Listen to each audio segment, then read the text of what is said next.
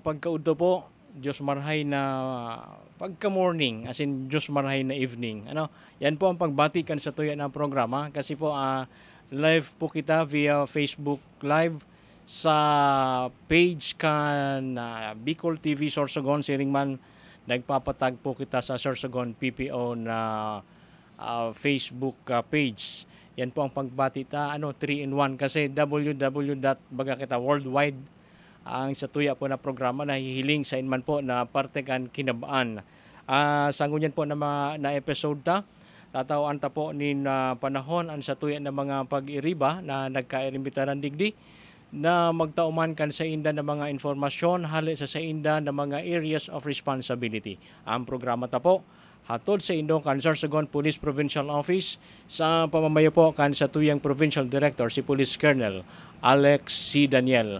Asin ang sa iya po na staff, ang bilog na staff, asin ang bilog po na persa kan Police Kasanggayahan. Kami po baga na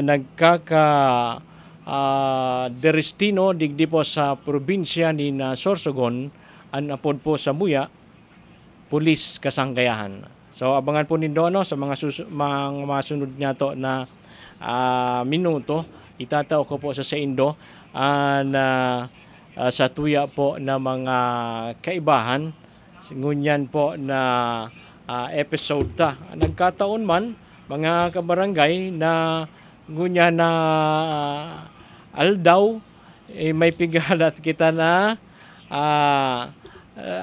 raot nin panahon pigahandaan po iyan kan sa tuya po ng mga kababayan ang bagyo baga na inapod na si Pepito naglaog na po baga kasi sa Philippine Area of Responsibility ang raot nin panahon na si Pepito kaya nga ni talagang kasuhapon kan sarong hapon pa sunod-sunod na ang pig-atenderan kan sa tuyong mga kapulisan sa papamayungani kan sa tuya na Provincial Director si Police Colonel Alex C. Daniel ang mga nagkapirang meeting, coordination meeting sa mga disaster risk reduction management offices digdi sa probinsya sa SPDRRMO of course kaibahan nga ni kan sa kasuhapon nag-meeting man sa tuya ng Provincial Director kaibahan po si Governor Boboy Amor manungod nga ni po digdi sa paghahanda kan sa tuwing mga kababayan kan sa tuwing mga kapulisan digdi sa maabot na raot nin panahon sakob sa tuya na ang area kan Sorsogon sana maglihis pa man po Aday man po talaga kita mag-agihan ka ito na mata ni Pepito. So sana sarabay po kita na mangadye na ini naraot nin panahon lumihis sa tuya po na probinsya. Na yan, makusugo na po yan na armas niya to laban sa raot nin panahon. Ini po na nagpapangadye po kita na mailikay kita o mailikay ang sa tuya ng mga kababayan, ang sa tuya na probinsya sa anuman na distroso hatod po kan maraot na panahon. So ayan po aramon taman po sa tuya ng mga kaibahan ngunyan ang sa inda po na paghahanda.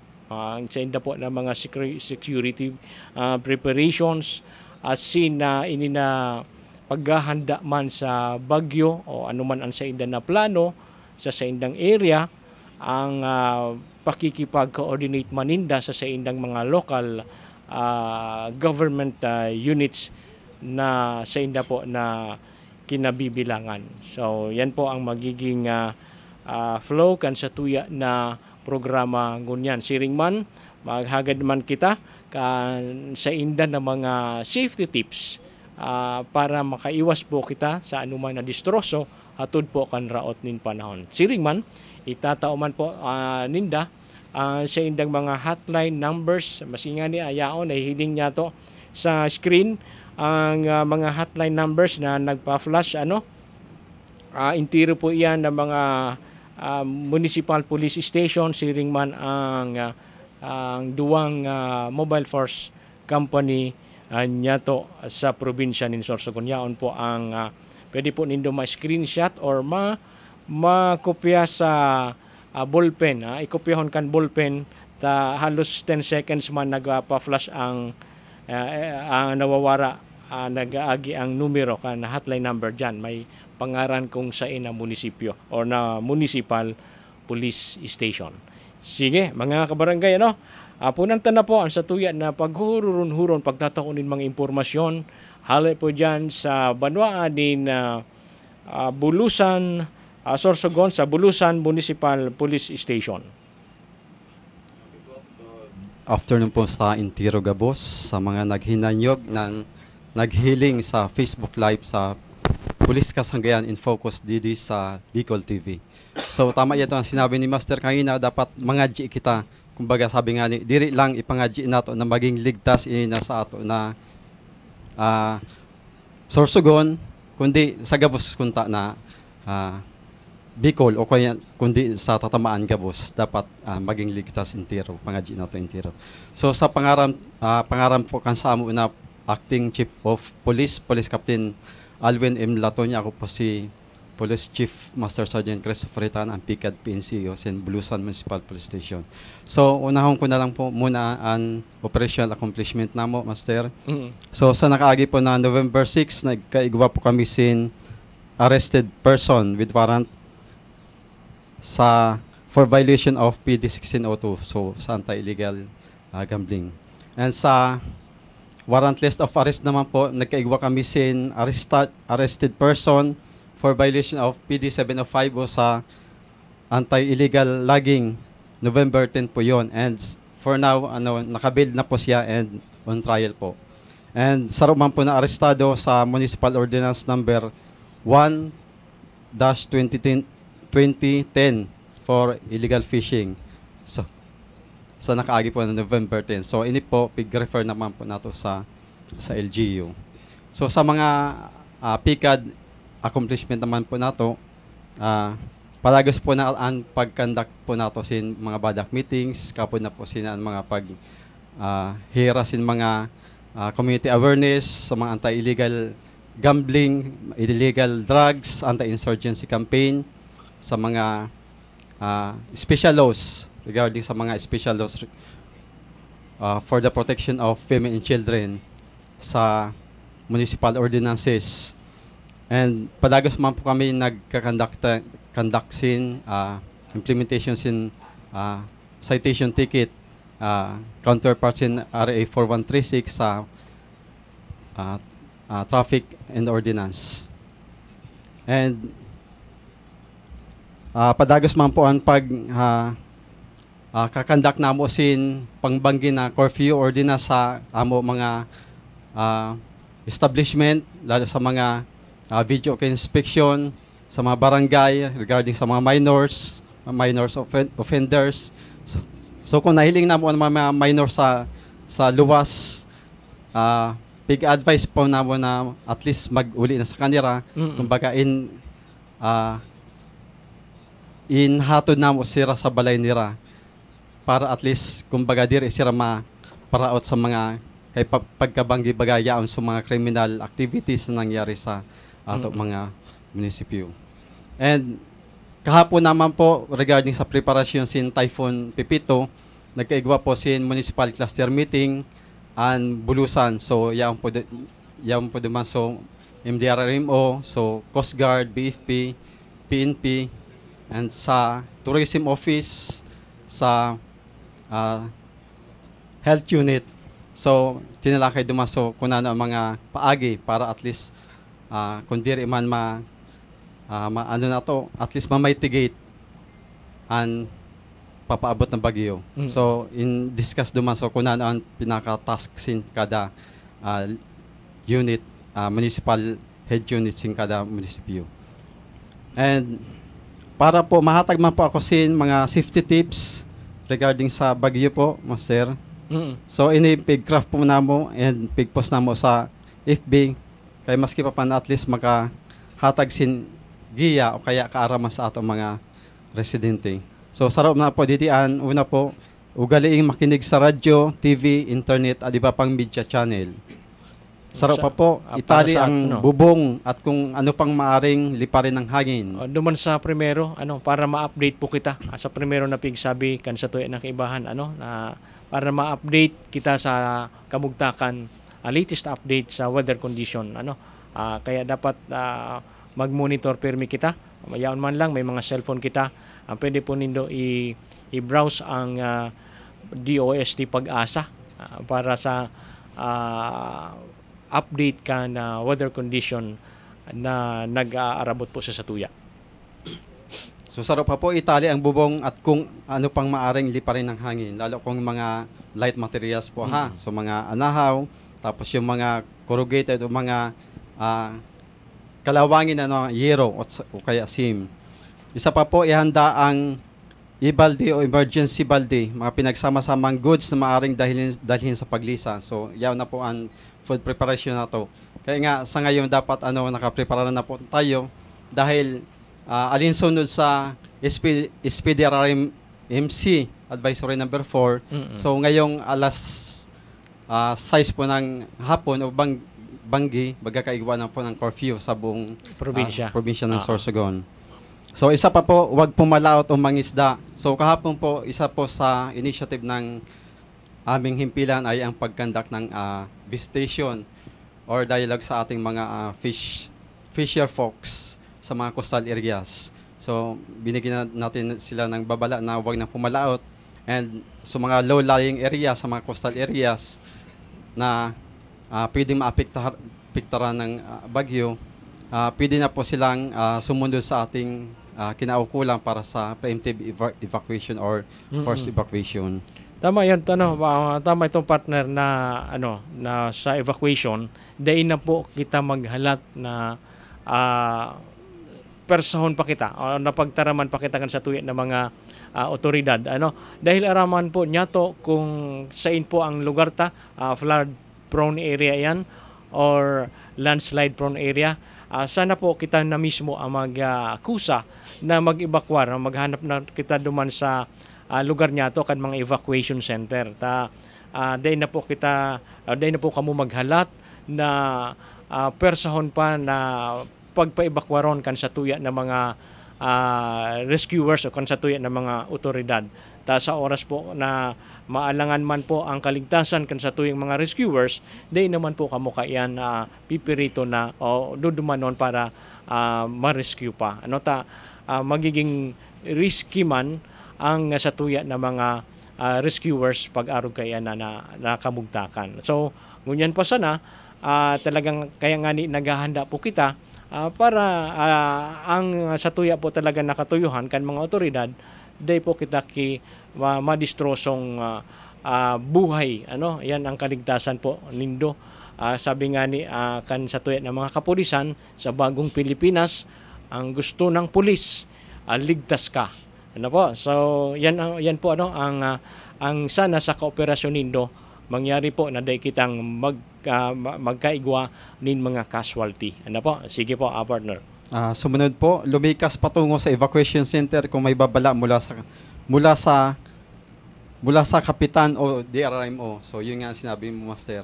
Na kung kailangan, kahit kumbaga hindi na kailangang pagsabihan pa pumunta tayo sa forced evacuation para lang magsilikas. Dahil alam naman natin kung anong sitwasyon ng bagyo ngayon.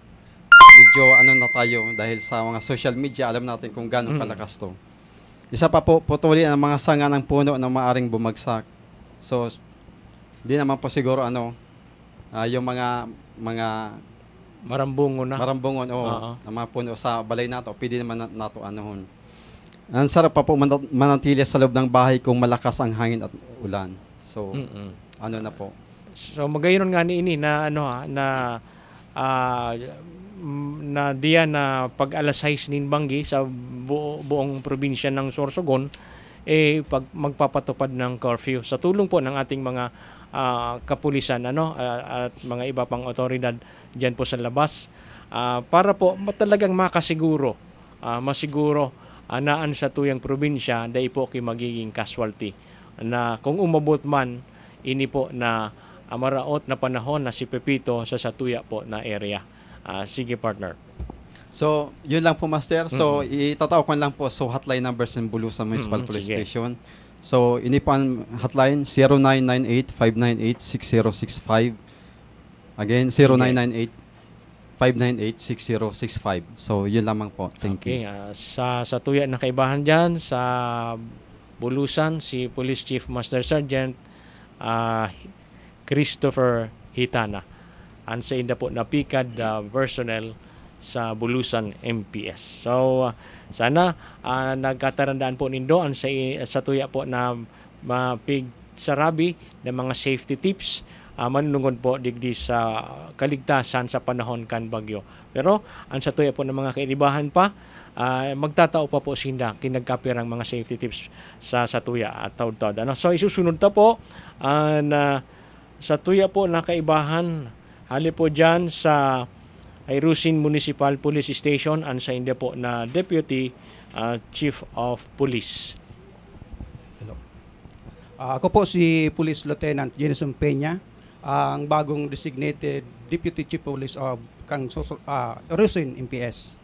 Ang mga kairiba kong officer didingon yan, mga representative, kada unit, Diyos maray na hapon sa Indogabos. Unahon ko, Mike, ang operational accomplishment kang Ayrusin pero, sa laog ning sambulan, Mike. Sige, from sir. October 11 and to November 14. And babasawon ko, Mike, dahil medyo dakol-dakol ini. And kay po na pero sir ipadangog ta sa kadaklan. Pero dahil para pangarugan. Una kang October 11. Madali lang, sir. Madali lang, ha. Okay. Inuton ko ang pagko-congratulate sa imo. Kasi nagkaibahan kami kay ni Sir Peña. Parehas pa ang uniforme na bush coat. Ini nagawa. Ngunya naka-bush coat na po siya. Ibig sabihin, na-promote po siya sa iya po na hinahangad na ranggo sa bilang PNCO naging PCO na rose from the rank promotion. So congratulations kay Police Lieutenant Jenison Peña. Sige, sir. Actually, Mike, kang March 15.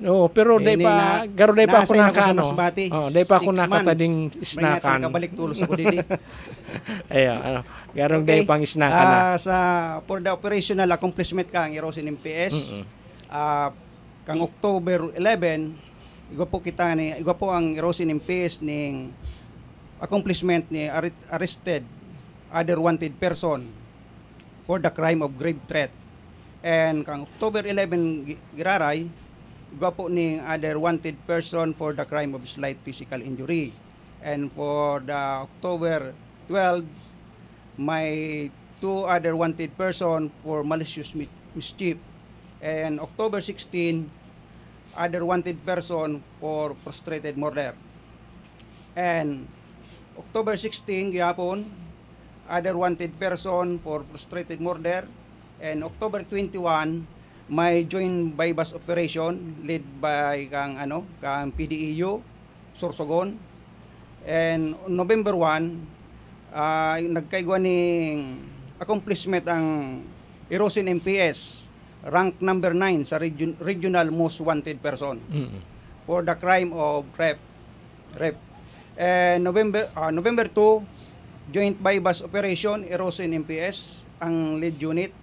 And November 7, other wanted person for qualified trespass to dwelling. And November 10, arrested person for frustrated homicide. And November 14, arrested rank number 2 municipal most wanted person for the crime of act of lasciviousness. Kaya po ang inimike na accomplishment kang Ayrusin, nagkaigwasin siyam na arrested person, ang saro duman ito pong regional most wanted and saro man na municipal most wanted. And ang 7 other wanted. And din yung 2 yung pong bypass operation kang October 21 and November 2. And maduman naman kita may katabi sa sa checkpoint operation sa loob po ini ng sambulan ang kada istasyon required ning twice a day na checkpoint. Kaya nagkaigo ning 16 conducted checkpoint. Pero igod duman na accomplishment ning nag-issue ning TOP ning 14 and 85 citation ticket and may 4 na impounded motorcycle. And then yung sa aton po na mga police visibility, padagos po ito, oral daw po ito, diyan sa mga strategic location, sa school, sa money changer, sa pawn shop, banks, market, and sa iba pang mga vital installation. And then mayroon po kitang mga barangay visitation na kakandak ang mga atong mga kapulisan. And then sa ngunyan nga ni Mike, ongoing itong meeting itong preemptive evacuation sa LGU. Kasi may tulod duman na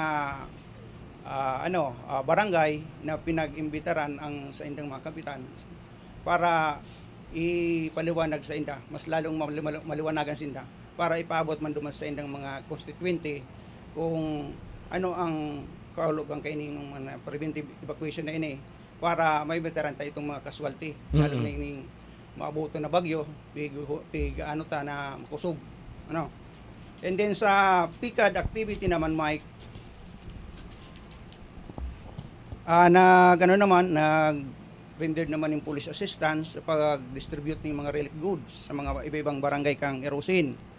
Nagkapit tong barangay ang inanuhan kang satuyang mga kapulisan. And then ang continuous weekly swim ang pinagkakandakan satuyang PCR personnel. And then ang weekly badak meeting sa mga iba-ibang barangay kang erosin. And then sa mga attended na naman ng barangay assembly sa iba-ibang barangay naman kang satuyang kang barangay erosin o kang munisipyo kang erosin. And then sa manungod sa itong manungod bike sa sa maabutan ng bagyo, dahil ko na ulitin sa sinabi kang hali sa Bulusan na itong mga safety tips na daog naman siguro kasi napaliwanag naman ng maayos. Ito dapat naton tandaan para ligtas kita sa sa kuna, no? And then ang masabi ko na lang, magsunod kita kung ano ang pinagpapasunod sa atuyan na para ligtas kita sa gabos na oras and then ko na lang ang number kan sa muyang opisina, 0998 598 6071. Pwede po mag-text o magtawag. Handa po kami na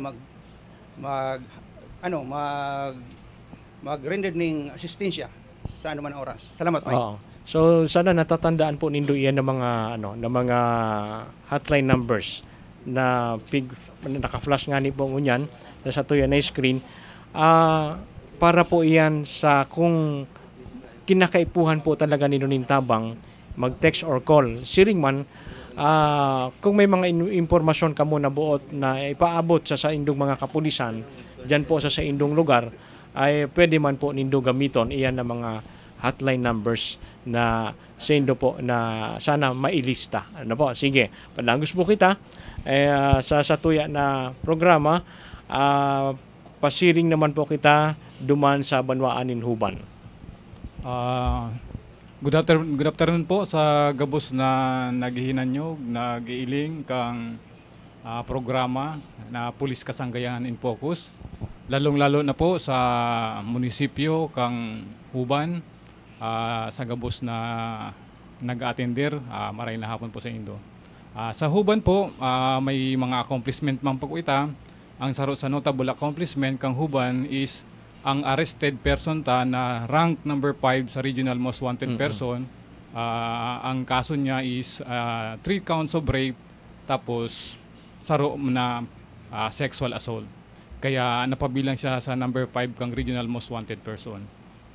Maliban dumani, gwapo kitang arrested dahil sa paglabag sa illegal fishing code. Kaya na anuhan tamon po siya na i-refer ta siya sa munisipyo. Maliban po duman, igwapo kitang arrested na tulong personality dahil sa illegal na tupada sa mga barangay. Ang maidagdag ko po duman sa pag-abot sa bagyo na paaabot, kung nabanggit naman po kang ibang kairiba ko, ang madadagdag ko na lang po is sa gabos na ko sa community constituent kang gabos na residente kang sa bilog na Sorsogon, sumunod na lang po kita sa tigpapatupad na mga programa sa gabos na programa as in mga precautionary measures na pigpapatupad po kan sa itong mga kapulisan as in sa mga local na municipal disaster risk reduction office para po makaiwas kita sa anuman na disgrasya. Wala man pong ibang katuyuhan ang kapulisan ta kundi maging safe po ang gabos sa sato as in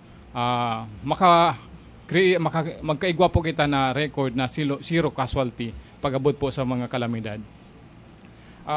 Ang number po kang Huban Municipal Police Station. Ano po? 0998-598-6072. Maski anong oras po na kaipuan nyo ang asistensya, tabang na hali sa kapulisan nindo, mag-upload lang po kamo o mag-text para 24 hours. Ma-responde po, madyan po ang sa indo mga kapulisan. Salamat. Sige po, thank you very much sa Huban Municipal Police Station. As in, sa mga naghihiriling po, si Oliver Glor, binaligtad ang pangaran. Si Joneda Lorilia Noel, sin kasubag o si Mary Adamos, ang naghihiling po sa tuya na programa, asin sa iba pa po niyato ng mga viewers. Pwede po kamo mag-like and share, comment sa tuya na programa ngunyan. Padagos po kita, pasiring man po kita sa bago pa lang ako magpasiring sa masunod sa Huban pa lang sa rigwa kita ki mga flood prone barangays. Igwa kitang mga flooded talaga na area sa mga low-lying barangay. Actually, kang pagluwas pa lang na kang warning hali sa Pag-asa, dinunmananta na itong mga low-lying areas, tapos kinauron to na po ang mga barangay captains, mga barangay official, para ma-alerto na po tulusinda na pag nagkusugang uran, mag-force evacuation na po kita. O kaya naman, mag-initiate na po mismo ang local officials sa barangay para makuha na po itong mga residente na madara sa mga evacuation center para makaiwas po sa anuman na disgrasya. Tama, day po kita mga kabarangay, day po kita magkampante dahil po ang ngunyan kung magluwas ka mo sa indong na mga harong, sa stoy na mga harong, may hiling may init, So, day po kita magkampante na araw kayan ang panahon na mainit, pero na may igwa po kita kay signal number sa bagyo. Kaya garong ini na panahon, natural lang na panahon na paghiling-hilingon ta. Pero sa likod po kayan, igwa po kita ki bagyo. So, iba na talaga ang panahon ngunyan. Mainit pero igwa kita ki signal. Dahil po kita magkampante. As in, halimbawa, umabot man ang maraot na panahon, kita, dahil po kita magpanik.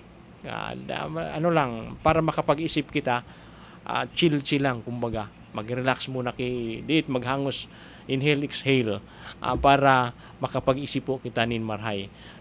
Sa karagdagan, Sir Recuenco, pwede taman po kitawanim diit na tips ang sa tuya ng mga kababayan. Safety tips para mga practical tips sa makalikay kita sa maraot na panahon. Opo, duman po sa mga parte kang lugar kang sa Huban, lalo na po sa mga landslide prone areas, kung aramtaman po na ang balayta o residente sa yaon po sa may kataning kang bulod na medyo delikado, may posibilidad na magguho, bago pa man na mag-uran, maglikas na po kita tulos, magpaduman na po kita sa mga barangay officials para ma-assist na po kita paduman sa evacuation center. Ang sa mga barangay man po na low-lying na tigbabaha po talaga, arog man po talaga kito ang ano yan is maglikas na po tulos kita para makaiwas po sa kung ano man na disgrasya na, kasi madidipisilan po ang sa tuyang mga rescuer pagka mag-aagad kitang asistensya sa inda during na nag-uura na makusog ng baha na mahihirapan na din ang rescuer ta, malalagay na din ang safety ninda sa risk.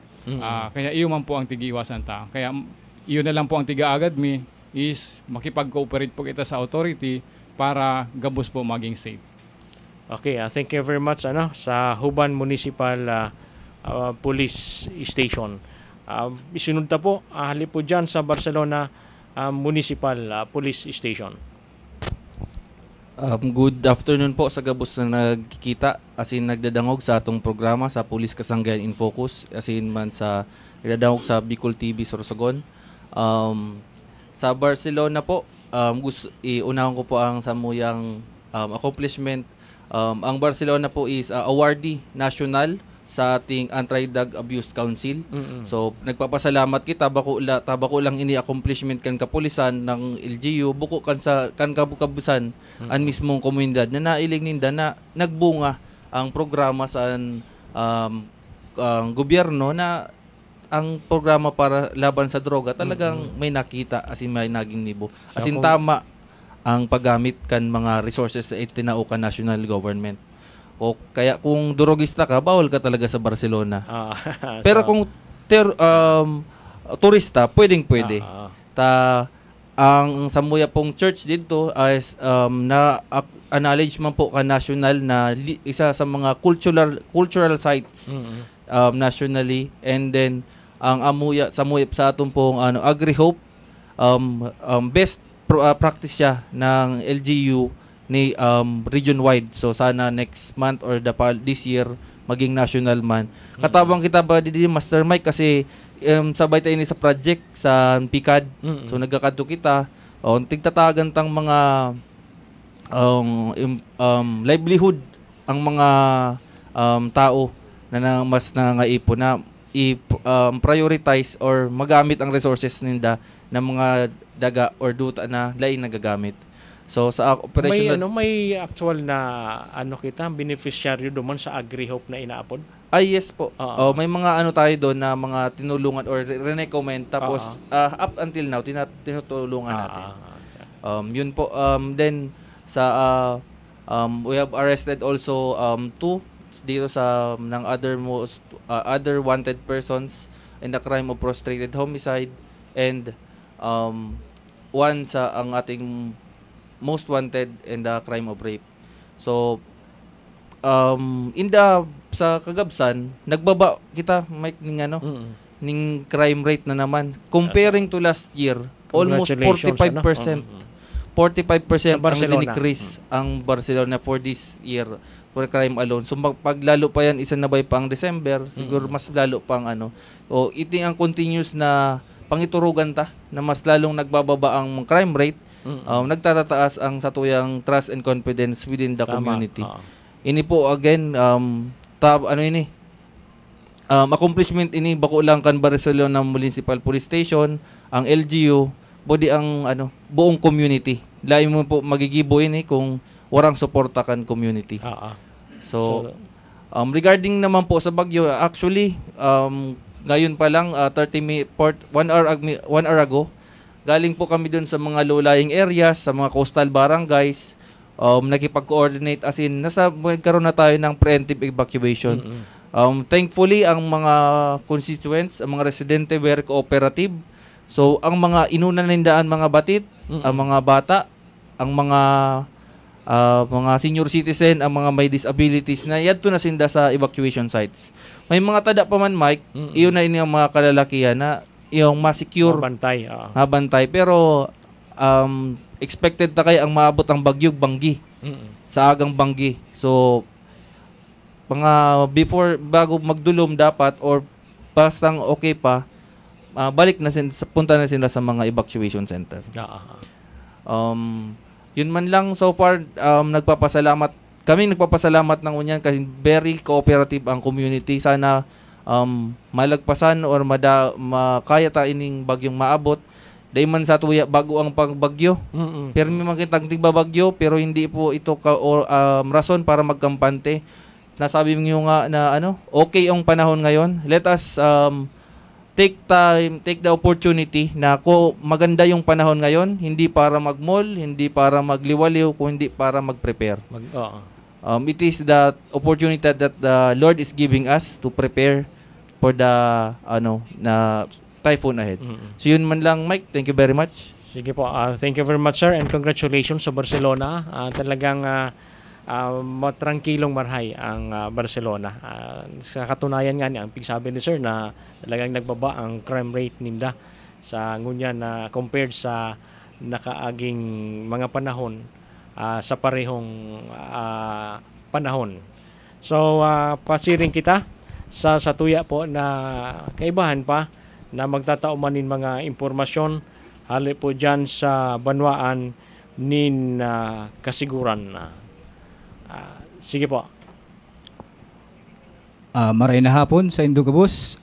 Sa pangaran po kansamuyang hepe, si Police Major Partingka. Ako po si PEMS Ronald Haya, ang Miss po kang kasiguran MPS.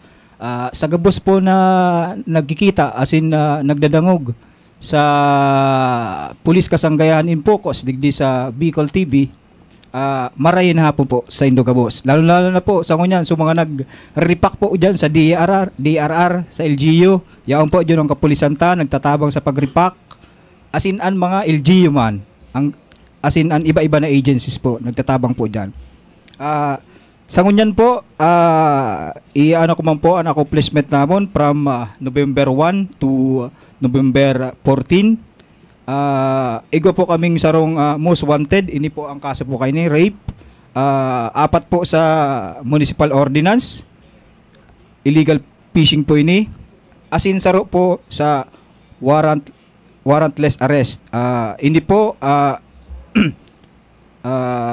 hot pursuit operation po ini. Nagresulta po sa pagka-warrantless arrest kan sa kasong attempted murder and robbery. So, activity naman sa PCR, oral daw po, igo po kitang flag racing sa mga eskwelahan po. May school visit, tapos daily barangay visit sa mga kapulisan ta. Oral daw po yan. As in, ang mga kapulisan taman po, nagduduman man po sinda sa mga paraplang areas, nagkakandak simpulong-pulong. So sa Typhoon Pipito naman, itatao ko po sa indo ang tips. Kung makikita nindo sa samuyang kasiguran page sa FB, may unong po kami diyan na pasurunod na typhoon safety tips. Ano na po, stay informed. So ibig sabihin sa cellphone tabaga may mga smart alert or globe alert na nagsasabi mga storm surge kanina baga igabo po kayo ni. So panduwa po, pagpreparar sa mga gamit ha. Pantulo po, charge mga cellphone ta, i-charge ta na. So mga emergency light nakakaipuhan ta. Isabay ta naman din kung may generator kita, magbakal na kita ngunyan. Kay mga gasolina, tabaka mamaya maubusan kita. So pang-apat, secure. I-secure tan mga gamit ha. Panlima, locate. As in, panunom, no. Sa giraray, ini po ang sa iyong kasiguran ng PS. Itatao ko po sa indo ang samuyang hotline number. Hotline number po kan kasiguran. Ang hotline po kasiguran 0909-547-9312. Sige. Salamat po, sir. Yan po ang hotline number kan kasiguran. Apera duman sa na mahihiling po niya to sa screen, sa screen niya to. Ang masunod po sa tuya na kaibahan, Ali po dyan sa First Mobile Force Company na kabasi po Sinda sa Gubat, Sorsogon. Sige po, ma'am. Sa aming marangal na Provincial Director, Police Colonel Alex Cabrera Daniel, sa aming butihing Force Commander ng Sorsogon 1st Police Mobile Force Company, Police Lieutenant Colonel Joseric Ornopia de la Peña, sa aking mga kasamahan, sir, na nandito, sa mga manonood, mga tagapakinig ng Police Kasanggayanan in Focus, Bicol TV, Sorsogon. Magandang hapon po. Ako si Police Lieutenant Veruela, Admin Officer ng 1st PMFC, at nais ko din po ibahagi sa inyo ang kasalukuyang accomplishment una sa PCR or Police Community Relations, wherein meron tayong kasambahayan activities or kasama yung mga kapulisan, yung simbahan at yung pamayanan, and also barangay visitation, dialogue and distribution of IEC or information, education, and communication materials through leaflets and pamphlets para mas lalong ma-share natin sa community kung ano yung crime prevention patungkol sa public safety, and also the monitoring of former rebels, lalo na sa pag-provide ng assistance sa kanila sa mga basic needs nila. And also we had adopt a family or kapuso ko sagot ko distribution of food packs. So ginagawa po namin yan weekly, and our participation on flag raising at San Ignacio Elementary School, and also we conducted BPATS training or Barangay Peacekeeping Action Team training sa Barangay Manook, Gubat, Sorsogon last November 10, 2024. Ni-reiterate lang namin yung duties and responsibilities lalo na ng mga barangay tanods and kung ano yung basic ng handcuffing techniques. And for our operational accomplishment, we have one person who voluntarily surrendered, a former CTG and BRPC or Barangay Revolutionary Party Committee full-time member last October 17, 2024, and also security assistance during the observance of All Saints and Souls Day. And for our additional activities, we always conduct beat patrol, mobile and motorcycle patrol for police visibility, area security and traffic management, checkpoint and quarantine control point together with Pilar Municipal Police Station and Gubat Municipal Police Station. And for now, may mga designated na din na team for WASAR and search, rescue and retrieval team for this tropical storm Pipito.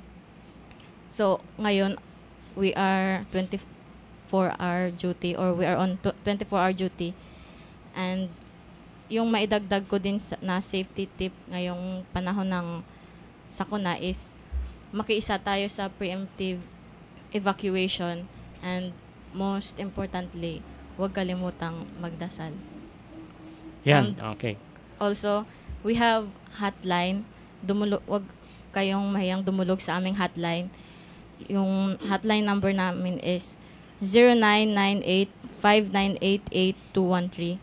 And meron din po kaming FB page, yung Sorsogon 1st PMFC po yung pangalan. Opo, huhulaan ko sa boses ni ma'am na talagang malumanay magsalita. Siguro si ma'am dalaga pa. Ma'am? Tama ang hula ko, ma'am? Tama? Yes po. Yan, sa mga susunod po natin na programa, sana kayo po ulit ang maipadala ng First Mobile Force Company para po sa ating programa magbigay ng mga informasyon galing po sa inyong area. Welcome po kayo, ma'am, sa ating programa dito po sa Bicol TV. Thank you. Po, hanggang sa susunod. And thank you very much sa tuya po ng mga kiribahan na kisabay si Satuya ngunyan sa hari po dyan sa Bulusan, si Police Chief Master Sergeant Chris Hitana, asin sa Irusin si Police Lieutenant Jenison Peña, sa Bulusan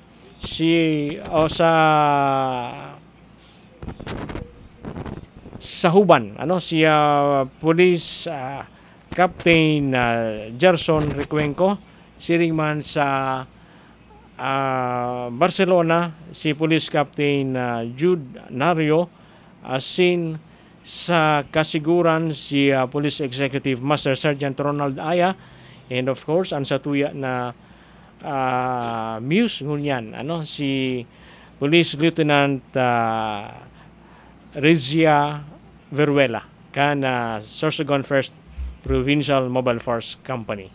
Mga kabarangay, mga naghihinanyog asin naghihiling po sa Satuya na programa, mag-ingat po kita gabos asin makikooperar sa Satuya mga otoridad para po ang obheto ta sa Satuya na probinsya nin Sorsogon magkaigwa po nin katotohanan, magkaigwa nin katuparan na magkaigwa po kita nin zero casualty digdi po sa Satuya na probinsya nin Sorsogon sa panahon kan bagyong Pipito. Si Papa Bern nagsusubaybay man po sa Satuya. Hanggang sa masunod po niya ito na programa sa pangalan kan Satuya na Provincial Director si Police Colonel Alex C. Daniel, iniman po si Police Executive Master Sergeant Mike Espeña, hanggang sa masunod po niya itong programang Police Kasanggayahan in Focus.